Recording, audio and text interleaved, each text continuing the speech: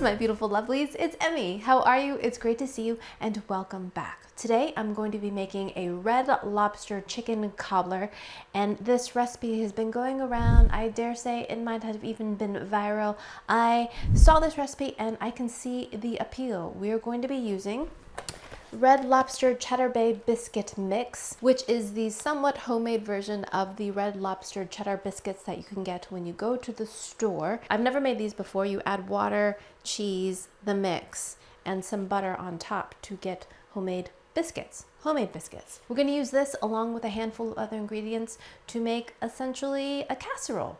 But what I think is really interesting about this recipe is that you sort of just dump everything in, and then somehow through the baking, it makes a delicious kind of chicken pot pie, shepherd's pie like dish. So simple, easy, delicious. I don't know. Let's make it and find out. Alrighty, so you're gonna need first is a box of the Red Lobster Cheddar Bay biscuit mix. I opened it and this is what it looks like. And this is the biscuit mix. I believe it comes in other flavors and gluten-free as well. It smells like biscuit. Smells like flour. Doesn't smell particularly cheesy, but the recipe calls for a half a cup of cheddar cheese, so I guess you add the cheese yourself. That's kind of a misnomer in my opinion. It doesn't even contain cheese. All right, so glad I checked. There's another packet of stuff. This is the garlic herb seasoning. Oh, you add this to the butter and you brush the biscuits with this afterwards. I'm gonna dump that in there. Why not? Oh yeah, this smells garlicky. Glad I checked. I could have missed that, just throwing it away. So whiskey, and we're gonna add 2 cups of milk into that to make a batter.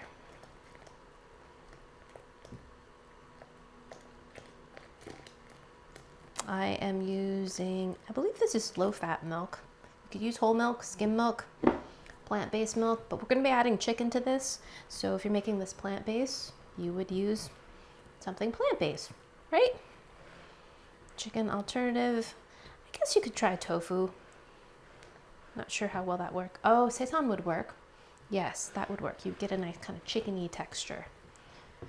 But I would definitely season that, maybe with some poultry seasoning or something. Seitan can be pretty light on flavor sometimes.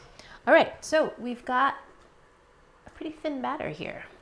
Alrighty, we got a baking dish and we're gonna add 1 stick of melted butter. I melted my butter earlier, so it's had time to reset, but it's mostly melted. 1 stick of butter.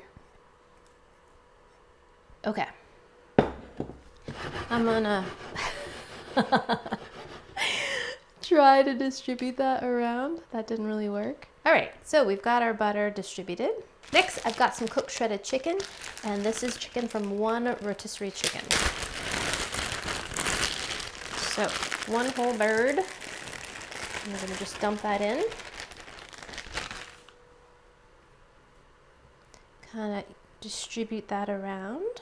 So this would be great after Thanksgiving. You could use turkey instead. I think it would be phenomenal, but you don't want to have bones in there. No.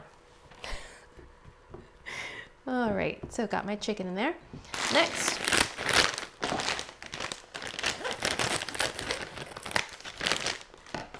I've got a bag of frozen peas and carrots.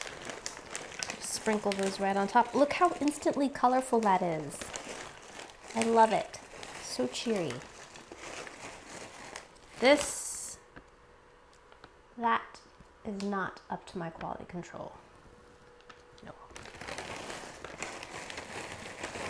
Not up to my standards. Okay, got 1 pea that went rogue. 2 peas. All right, beautiful. Now we are going to prepare the soup layer. So I need 2 cups of chicken broth. As you can see, I'm just using the box kind. Bouillon will work too.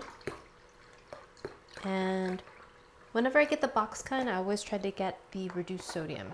It's always so salty, you know? So then to that, we're gonna add 1 can of cream of chicken soup. Boop, classic. And this, of course, is quite salty. So Yeah. Oh yeah. It smells like chicken noodle soup. Okay, so we're just gonna dump it into this container here. So it's very thick because it's concentrated. Normally I believe you would add milk or water to this to make it soup-like, but many people use it for recipes like this. Dump it in. Okay, so I'm gonna use the same whisk I used earlier and whisk in our soup, or chicken broth, into the soup concentrate. Adding a little at a time so it's easier to combine without lumps. Everything's smelling very chickeny. Chicken, chicken, chicken.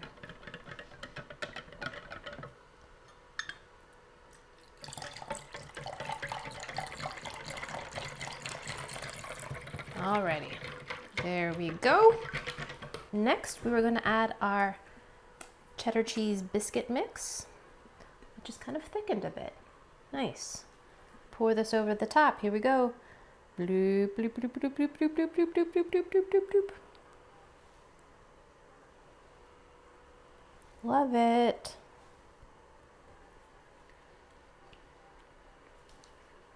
Ooh, I can smell the garlic from the seasoning packets. Very nice. Now here's the kind of bonkers part in my opinion. We're going to pour all this soup right on top. Here we go. Right? It just seems so soupy.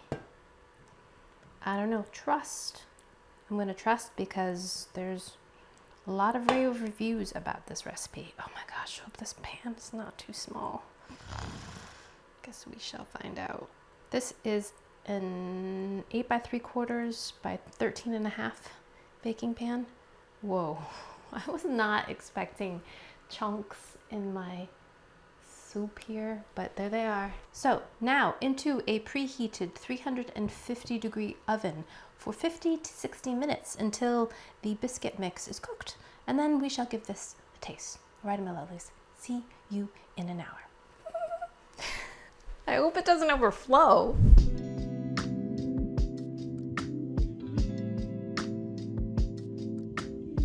Lovelies, the cobbler is just about ready. It looks fantastic. All right. Yes, there was a moment of doubt. There was, but oh my word. This looks so good. Look at that. Boom. Wow. And it didn't overflow. I was seriously concerned. I even lined the bottom of my oven with some foil because once that drips and it starts to burn, it's over. But it didn't. It wanted to, but it didn't. Look. The vegetables can be seen clearly. Our piece of chicken has browned nicely. Look at those corners. Yeah. Oh.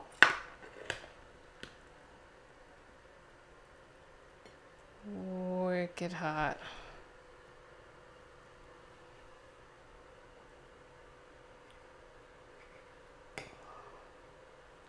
Oops. Not quite the shot I expected, but pretty good. Look at the interior. That's what it looks like inside. So hot. Okay. Alrighty, my lovelies. Look at that. That looks fantastic.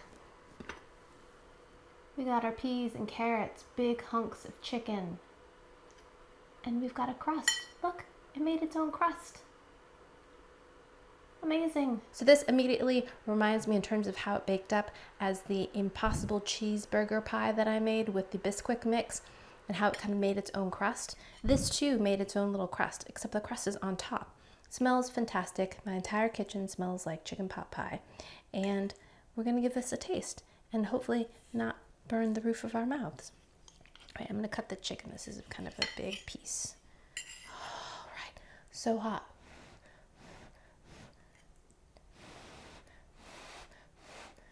Itadakimasu.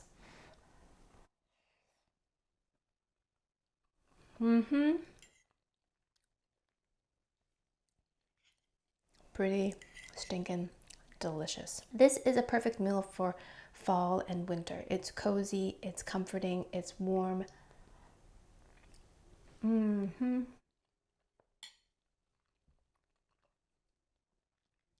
It's rich. The biscuit mix makes a beautiful biscuity like crust on top, just a little bit, but the rest of it mixes in with the soup that we added and makes a nice kind of thickened sauce. It comes together beautifully.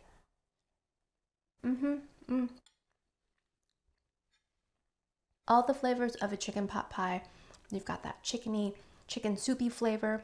You've got the cooked peas and the carrots that are bright and cheery, add lots of color, some vegetables to your meal. We say vegetables in my house, but you might think that I can't say vegetables, so let's ex-nay that and just say the carrots and peas are beautiful little spots of color. They add some veg to your meal. The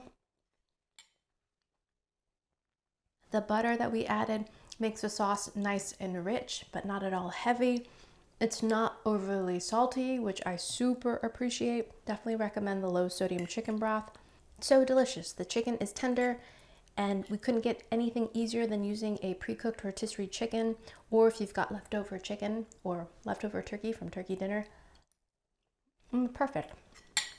So delicious. Makes a ton. Fantastic. And if you can't find the Red Lobster biscuit mix, I imagine that you could substitute something like Bisquick, add some additional garlic powder. I would definitely make this again. The only thing I would change or add would be lots of black pepper. I really love cracked black pepper in my chicken pot pie. So that's the only thing I would change. Absolutely delicious. My kids are gonna love it.